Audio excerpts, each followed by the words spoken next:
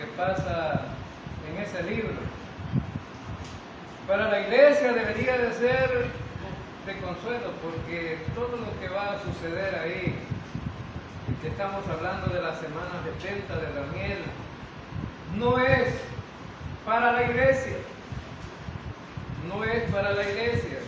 Desde el capítulo 4 hasta el 19 la iglesia no se menciona. Ya vimos los juicios de los sellos, no estaba la iglesia ahí. Ahora estamos viendo los juicios de las trompetas, y ya vimos 6 trompetas, ¿no? Y no está la iglesia ahí.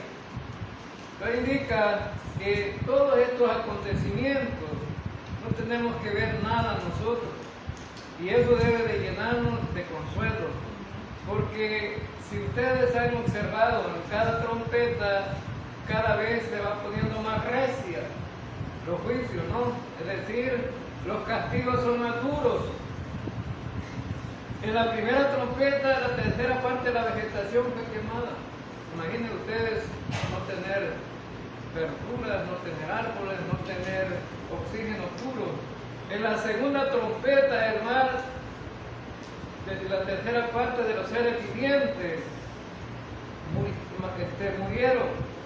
Seres vivientes del mar, no tener alimento. Cada cosa se va poniendo más estrecha, ¿no? Cada vez.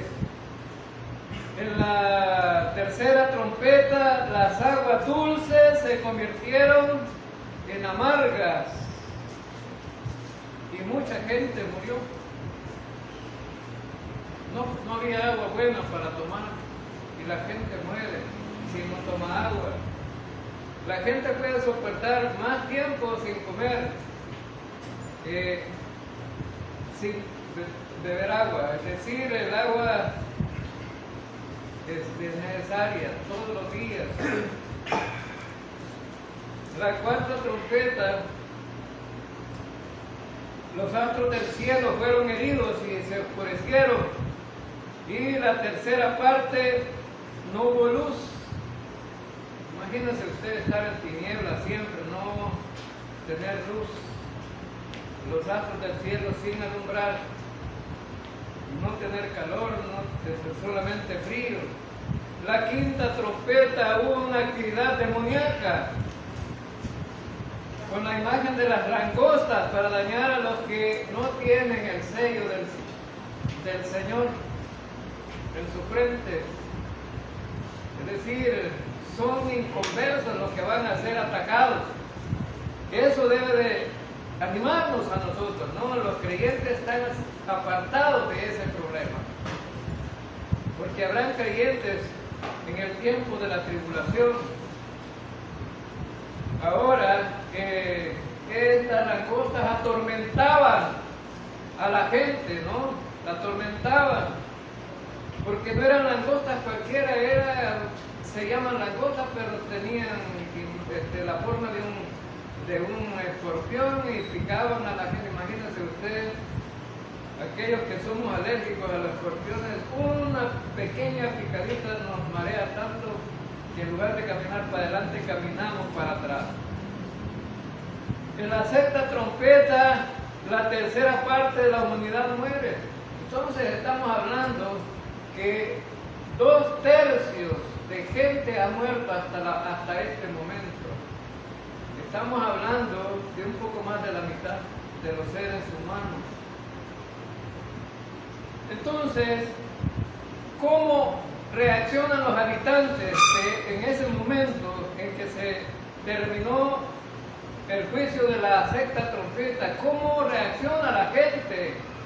Y la gente, bueno, la gente reacciona, en lugar de reaccionar buscando a Dios, alabar a Dios y ver qué hacer para tener comunión con Dios, la gente en el último versículo, 2 versículos que leímos en el domingo pasado, versículo 20 y 21, dice: no se arrepentirán de sus pecados. En lugar de buscar al Señor, continuarán adorando ídolos. Porque dice, y los otros hombres que no fueron muertos con estas plagas, ni aún así se arrepintieron arrepintieron de las obras de sus manos, ni dejaron de adorar a los demonios y a las imágenes de oro, de plata, de bronce, de piedra y de madera, las cuales no pueden ver, ni oír, ni andar, y no se arrepintieron de sus homicidios, ni de sus hechicerías, ni de su fornicación, ni de sus hurtos. Es decir, la gente continuó peor. Es decir, estaban viendo las grandes dificultades en todos los juicios, pero ellos se volvieron idólatras, más idólatras todavía. La gente no quiere buscar a Dios. Y en este tiempo es igual. Cada vez que el mundo se transforma en algo más moderno, la idolatría se convierte más. Antes decíamos nosotros las imágenes nada más, ¿verdad? Hechas de madera. No, y ahora el celular es un ídolo. Hasta los niños se enferman por no tener un celular. Se convierte en un adicto a un celular y se vuelve idólatra. Ahora entonces, hoy día, pues, la gente al oír el Evangelio no cambia su manera de pensar. Aún gente que está en las iglesias, cuando hablamos con ellos y les dicen, no, si yo voy a la iglesia, yo soy creyente. ¿Y ustedes de dónde vienen? De allí de Chapeltique. Pero ustedes no parecen creyentes. ¿Y por qué? Porque esa camisa que andan no parecen creyentes. Tiene que ser manga larga, igual a andar bien ataviado y de corbata para ser creyente. ¿Verdad? Qué ridículo una gente que se base en lo externo para creer que es algo. Y no se basa en el sacrificio de Cristo. Ahora vamos a ver el capítulo 10, versículo 1 al 7. Vi descender del cielo a otro ángel fuerte, envuelto en una nube con el arco iris sobre su cabeza, y su rostro era como el sol, y sus pies como columnas de fuego. Tenían en su mano un librito abierto, y puso sus pies derechos sobre el mar, y el izquierdo sobre la tierra, y clamó a gran voz como ruge un león. Y cuando hubo clamado, 7 truenos emitieron sus voces. Cuando los 7 truenos hubieron emitido sus voces, yo iba a escribir, pero oí una voz del cielo que me decía, sella las cosas que los 7 truenos han dicho, y no las escribas. Y el ángel que vi en pie sobre el mar y sobre la tierra, se levantó su mano al cielo y juró por el que vive por los siglos de los siglos, que creó el cielo y las cosas que están en él, y la tierra y las cosas que están en ella, y el mar y las cosas que están en él, que el tiempo no será más, sino que los días de la voz del 7º ángel, cuando él comience a tocar la trompeta, el misterio de Dios se consumará, como él lo anuncia a su siervo, los profetas. Entonces vemos a la aparición de un gran ángel, poderoso, un ángel no igual a los demás, un ángel que tenía un privilegio, que venía del cielo hacia la tierra, viene descendiendo con unas características muy diferentes a los otros ángeles. Viene en las nubes, con un arco iris sobre su cabeza, tiene columnas de fuego, como columnas de fuego en sus pies. Un pie lo tiene en el mar, otro pie en la tierra, y todo eso tiene un significado importante, ¿no?, para el mensaje que Juan estaba recibiendo o estaba observando lo que estaba pasando. Algunos identifican a este ángel con Jesucristo, pero de acuerdo al contexto del versículo 6, no puede ser, porque el ángel juró por el que vive por los siglos de los siglos, y ese es nuestro Señor y Salvador Jesucristo también, porque Él es Dios. Entonces, no puede ser Jesucristo el ángel, pero es un ángel privilegiado que ha sido enviado desde el cielo, porque Él viene a dejar un mensaje, un librito a Juan para que siga profetizando. Entonces, cuando hablamos de las nubes, hablamos de juicios, del juicio de Jesucristo. En el Mateo capítulo 24, versículo 30, Mateo 24, versículo 30, dice: entonces aparecerá la señal del Hijo del Hombre en el cielo, y entonces lamentarán todas las tribus de la tierra, y verán al Hijo del Hombre viniendo sobre las nubes del cielo con poder y gran gloria. Jesucristo viene a las nubes, viene a juzgar al mundo, viene con sus ángeles, y viene a castigar al mundo incrédulo y a los judíos que decidieron rechazarlo. El arco iris nos recuerda la promesa de Dios de no volver a destruir la tierra con agua, pero la destruirá con fuego. Este ángel poderoso nos hace recordar las promesas de Dios también.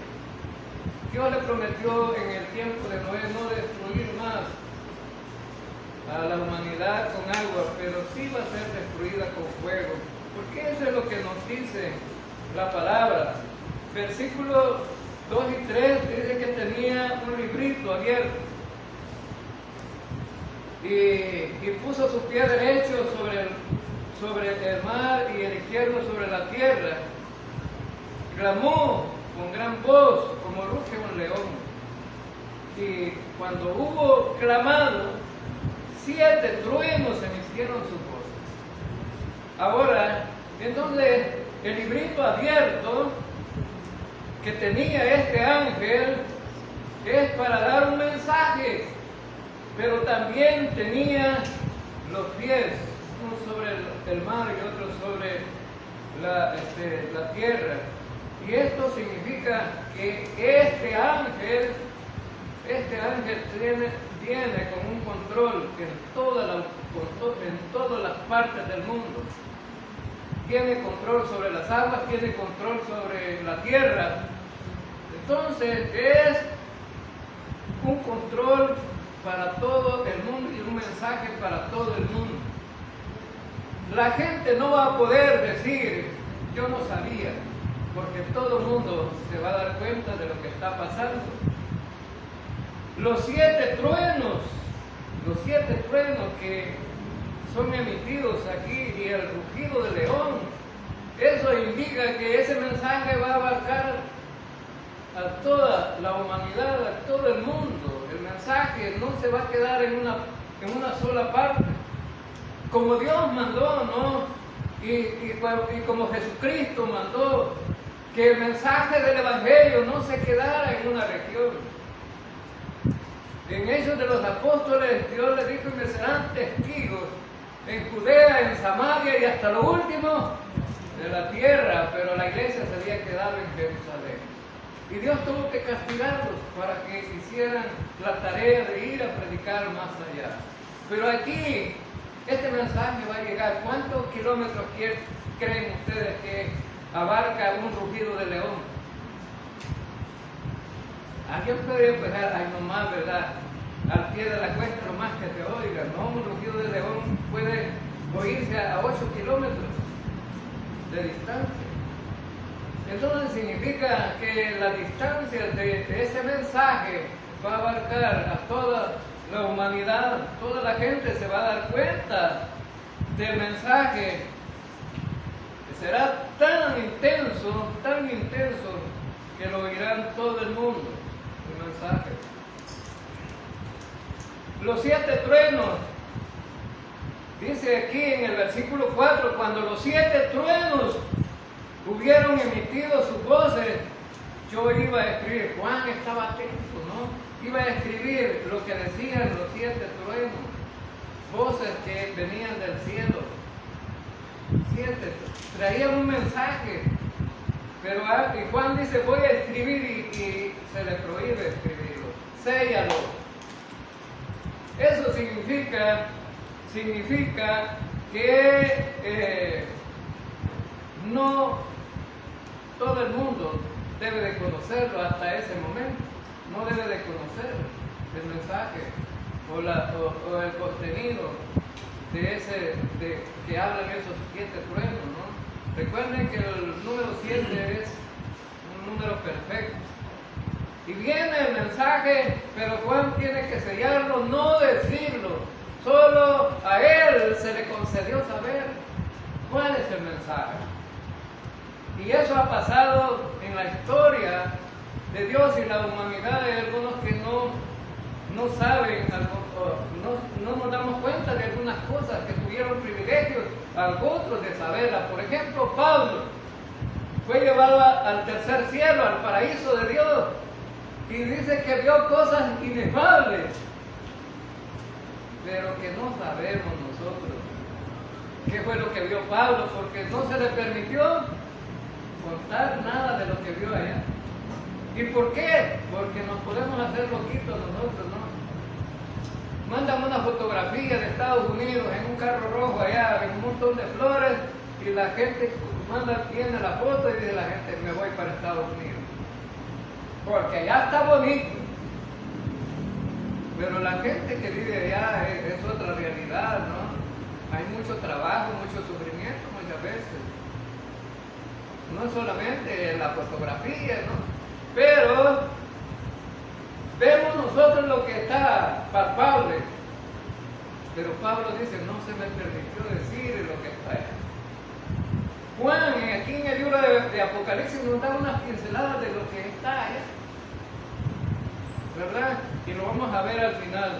Entonces, estos truenos hablan del juicio de Dios. Y antes que Juan lo escriba, ¿verdad?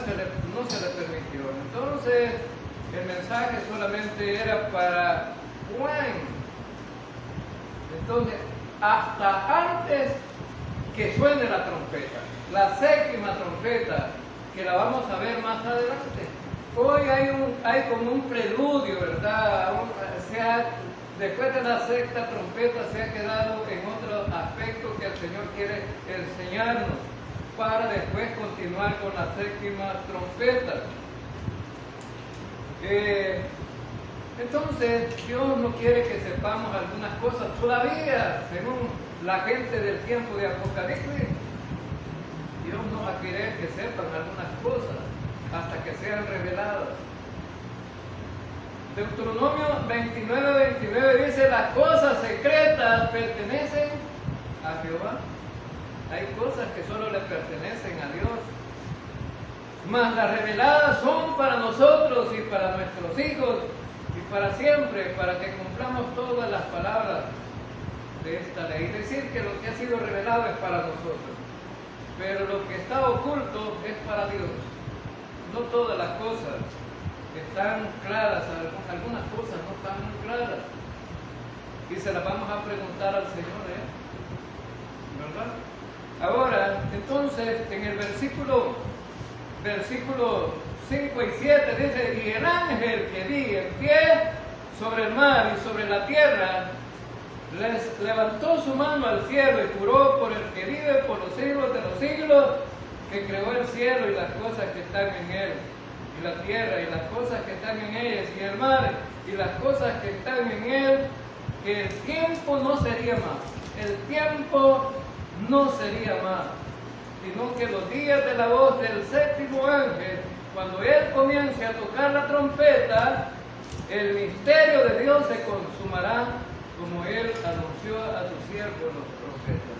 Entonces, fíjense bien que el mensaje está retenido hasta que se toque la 7ª trompeta. La demora que ha habido, en cuanto se sepa todo eso, va a llegar en el cumplimiento después cuando llegue la séptima trompeta. Es decir, se va a dar a conocer. Es como que a Juan le dijera, mira, que aquí está la sexta trompeta es conocida y por allá todavía no se sabe. Pero cuando se toque la séptima trompeta, entonces se va a dar cuenta todo lo que va a ocurrir allá. Vamos a conocer todo lo que va a ocurrir allá. Entonces, en las 69 semanas de Daniel, estamos aquí de las 69 semanas de Daniel.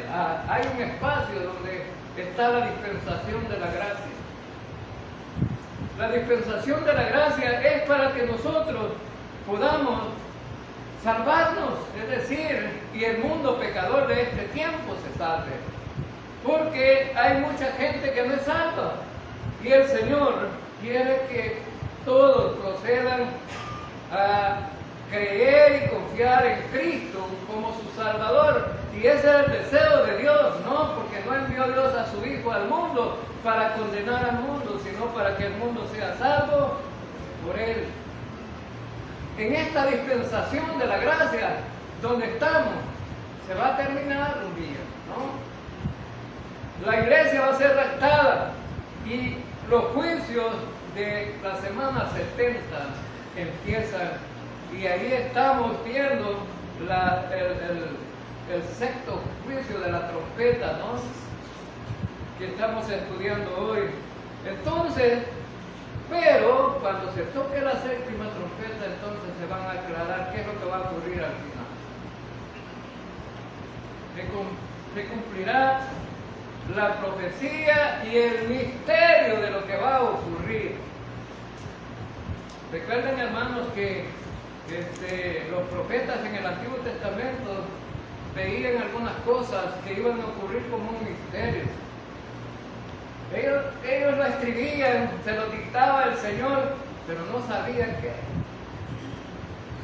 Por ejemplo, Amós capítulo 3 versículo 7 dice: porque no hará nada Jehová el Señor sin que se revele sus secretos a sus siervos los profetas. Los profetas sí eran revelados, pero ni aún así algunos profetas no entendían lo que iba a ocurrir. Por ejemplo, en Isaías, cuando escribió acerca de Jesucristo y de su martirio en la cruz, él escribió del siervo sufriente. Pero Isaías también escribió muchos pasajes del siervo victorioso, de aquel que tenía el poder y el control de todo. Y el profeta, bueno, se quedaba pensando, ¿no? ¿Y esto cómo será? Que aquí dice que está derrotado y allá victorioso. Es porque ellos no abarcaban a entender qué era lo que iba a pasar cuando Jesucristo viniera y cómo Jesucristo iba a ser enviado a esta tierra para salvar a los pecadores. Entonces, a los profetas Dios les revelaba los misterios. Y vemos aquí que en Isaías 53, versículos 5 y 6 dice: mas el herido fue por nuestras rebeliones, molido por nuestros pecados, y el castigo de nuestra paz fue sobre él, y por su llaga fuimos nosotros curados. Todos nosotros nos descarriamos como ovejas, cada cual se apartó por su camino, mas Jehová cargó en él el pecado de todos nosotros. Eso lo escribió Isaías en el capítulo 53. Ahora está hablando acerca del hombre pecador que se descarría como una oveja, pero está hablando también de alguien que va a sufrir por los pecadores. Entonces, a los profetas se les revelaba el mensaje, pero también en el Nuevo Testamento habían cosas que eran misterios. Por ejemplo, la iglesia era un misterio. No se sabía nada de la iglesia. Jesucristo, allá en el capítulo 16 de Mateo, habla acerca de la iglesia por primera vez. En el versículo 18, ¿no? Allí habla por primera vez: edificaré mi iglesia. Y nos revela que la iglesia está tan salva y tan protegida que las puertas del Hades no prevalecerán contra ellos. Es decir, como iglesia, nosotros, hermanos, estamos seguros en Cristo. Amén. Estamos seguros porque Dios no permitirá que vayamos al infierno ya. Aquellos que hemos confiado en Cristo, hemos sido librados de eso. Las puertas del Hades no prevalecerán contra la iglesia. Entonces, en Romanos 16:25 dice: y al que puede confirmarlo según mi evangelio y la predicación de Jesucristo según la revelación del misterio que se ha mantenido oculto desde los tiempos eternos. El evangelio era un misterio, no se conocía. ¿Y qué es el evangelio? ¿Y qué es el evangelio? Y si le pregunta a la gente que está en las iglesias qué es el evangelio, le van a decir que es la palabra de Dios. Le van a decir que es Mateo, Juan o Marcos. Le van a decir que es Lucas. Esos libros tienen el nombre del evangelio de fulano, o de Juan, de Lucas, o de Mateo, de Marcos. Pero el evangelio no es eso. El evangelio es la buena noticia de que Cristo murió por nuestros pecados. Es buena noticia porque quien tenía que morir éramos nosotros. En la cruz del Calvario Cristo dio su vida por nosotros, y esa es la buena noticia, que aquel que no tenía pecado, que no era culpable, que estaba libre de toda culpa, de toda condenación, estaba tan limpio, tan puro, que no podía acusársele de nada, fue a la cruz y nos libró de la condenación eterna. Y esa es la buena noticia, que un culpable como nosotros sea salvo, sea librado de la condenación. Esa es la buena noticia, y a eso es que se le llama evangelio. Esa es la buena noticia. Versículo 8 al 10: la voz que oí del cielo habló otra vez conmigo y dijo: ven y toma el librito que está abierto en la mano del ángel que está en pie sobre el mar y sobre la tierra. Y fui al ángel diciéndole que me diese el librito, y él me dijo: toma, cómelo, y te amargará el vientre, pero en tu boca será dulce como la miel. Entonces tomé el librito de la mano del ángel, lo comí y era dulce en mi boca como la miel, pero como cuando lo hube comido amargó mi vientre. Entonces Juan se le fue dicho: ve al ángel que te entregue el librito. Y cuando llegó Juan donde estaba el ángel, le dice: toma y come. Será dulce en tu boca, pero amargo en tu vientre, en el estómago. Será amargo. Entonces, este librito tiene un mensaje. El librito tiene un mensaje. No es solamente por ser un pergamino enrollado, porque los libritos en ese tiempo eran pergaminos, un rollo, pero este era un rollo pequeño. Ahora, entonces este mensaje dulce es la palabra de Dios para todos aquellos que tienen la esperanza y la promesa del Señor. Por eso es dulce. Es dulce para nosotros escuchar el mensaje del Evangelio. Es dulce escuchar para nosotros tener las bendiciones espirituales en Cristo Jesús, en los lugares celestiales. Imagina, tiene una casa ahí en el cielo, tiene, además de eso, va a tener el gran privilegio de andar con Jesucristo, ser un rey, ser un sacerdote, va a tener muchos privilegios allá. Por eso son bendiciones espirituales en lugares celestiales.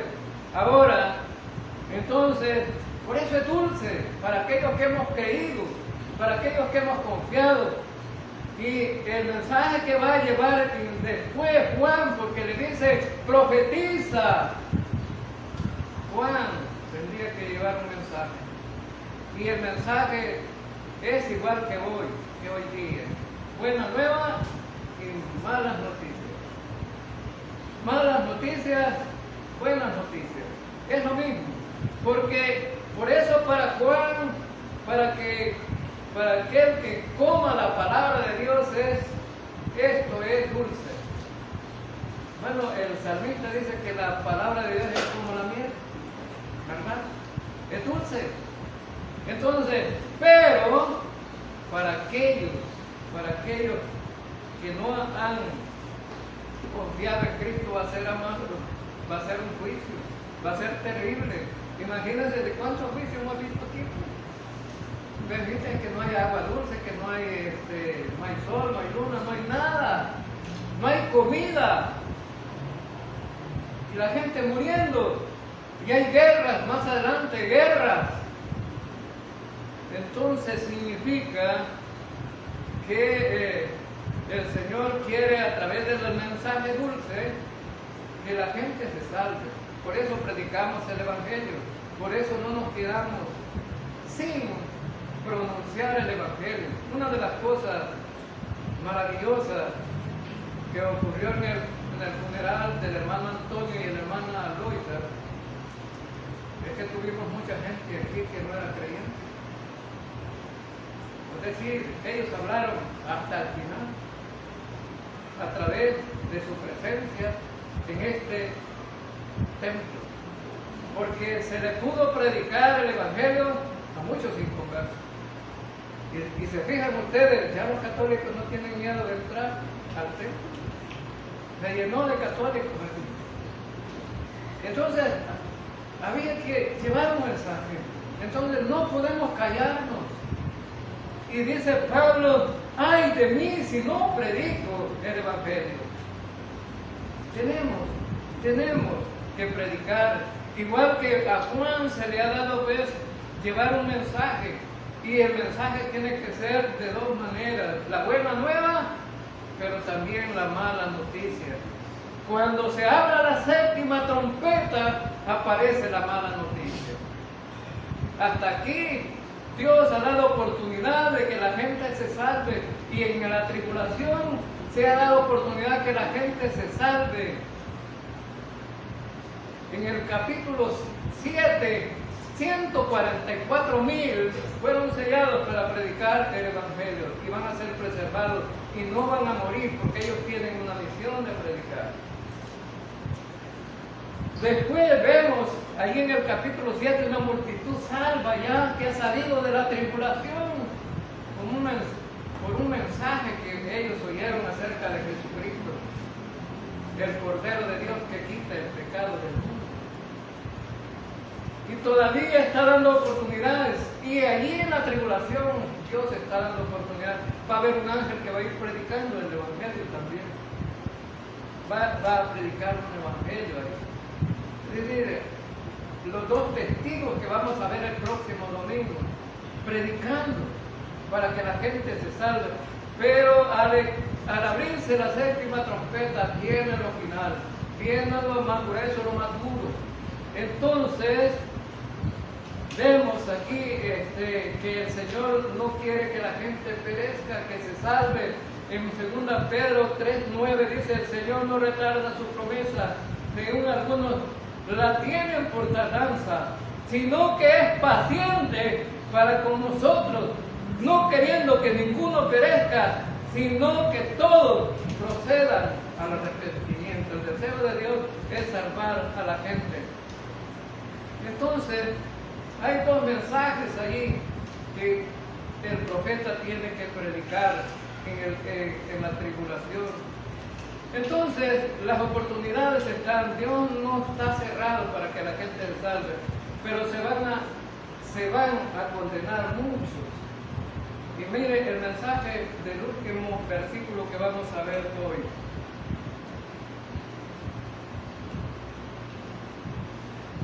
Veamos en el versículo 11 del capítulo 10. Y él me dijo, es necesario que profetices otra vez sobre muchos pueblos, naciones, lenguas y reyes. El mensaje es para todos. Naciones, pueblos. Hay que ir donde quiera. Nosotros andamos hoy en los caseríos, cantones, porque es necesario predicar. Y a Juan se le dice, tienes que hacerlo, tienes que predicar. Tienes que predicar porque el propósito que Juan copiera, el mensaje que tenía el librito, es para eso. Es para eso. Hay un mensaje de salvación, pero también habrá un mensaje para condenación. Es decir, cuando se abra la séptima trompeta, viene el mensaje terrible. Y la gente no buscará creer al Señor. Mucha gente ahí. Los grandes poderosos no se van a salvar. Y lo vamos a ver ahí en el capítulo 19. No se van a salvar. Porque ellos creen en su poder, creen en sus recursos, creen en su dinero, creen en lo que tienen, pero no creen a Jesucristo como su Salvador. Entonces, los juicios van a ser predicados. Se va a ser revelado en la séptima trompeta qué es lo que va a ocurrir de ahí para allá. Entonces, este es el propósito de Dios para nosotros también hoy. Hay que predicar, hermano. Y hay que predicar ese doble mensaje, la buena nueva y la mala noticia también. Hay algunos que no les gusta predicar de la mala noticia, solo la buena nueva. Y algunos que les gusta escuchar solo la buena nueva, la mala noticia no les gusta escuchar. Yo no sé por qué dicen algunos creyentes, dicen alguna gente que escucha que hablan del infierno en lugar de hablar del amor de Dios. Sí, hablamos del amor de Dios, pero también hablamos del castigo que va a venir sobre aquellos que no creen en Jesucristo. Entonces, hermanos, el único que puede salvar a la humanidad es Jesucristo. Amén. Amén. En ninguno en otro hay salvación. No hay otro nombre bajo el cielo dado a los hombres en el que podamos ser salvos. Pero en Apocalipsis, capítulo 20, verso 15, dice, y el que no se halló escrito en el libro de la vida fue lanzado al lago de fuego. Esos fueron los que no creyeron, porque pensaron que sus obras le iban a salvar. No fue así. El sacrificio de Cristo es el que puede quitar el pecado del mundo. Y cuando creemos en Él, se activa la bendición de Dios de salvarnos y darnos la vida eterna. El Espíritu Santo viene a morar en cada creyente y allí nos da la victoria. Amén, hermanos. Vamos a orar. Señor Dios Todopoderoso, gracias por tu palabra que nos alienta y nos anima. Gracias, Señor, por la bendición de ser salvos, por la bendición